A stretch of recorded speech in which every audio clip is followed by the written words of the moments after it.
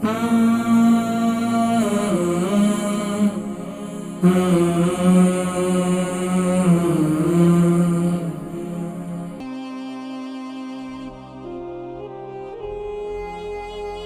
बहुत भारी हो जाता है पूरा सर, और इनके शोहर के भी यही है, यानी इनका पेट भी बाहर आ रहा है। तो अब उसके लिए भी देखें। अस्सलाम वालेकुम।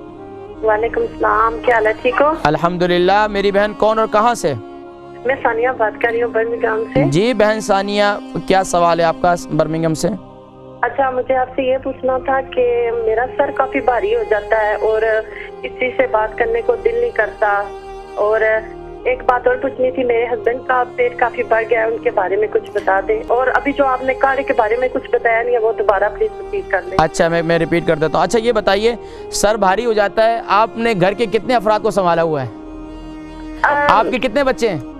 मेरी एक ही बच्ची है। एक बच्ची है। तो आपके सर में क्या बोझ है, आपने इतना सर को भारी किया हुआ है? कोई बोझ नहीं है, अल्लाह का शुक्र है, हम सब ठीक है। पता नहीं है कि वैसे हो जाता है मुझे। तो क्या हमेशा भारी रहता है, या सुबह के वक्त में या शाम के वक्त में? किसी भी टाइम पे हो जाता है। अच्छा, क्या एक साइड भारी होती है या पूरा सर भारी होता है? पूरा सर भारी हो जाता है। आप प्रोग्राम देखें, मैं जिक्र करता हूँ, ठीक है?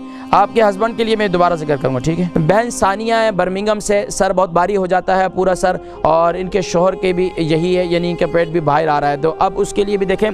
बहन सानिया, सर भारी हो रहा है, पूरा भारी होता है। एक तो ये कि कब्ज़ जो है वो नहीं होनी चाहिए। दूसरा ये कि अय्याम में, पीरियड में अगर बेकायदगी हो, उसकी वजह से भी सर में दर्द होता है।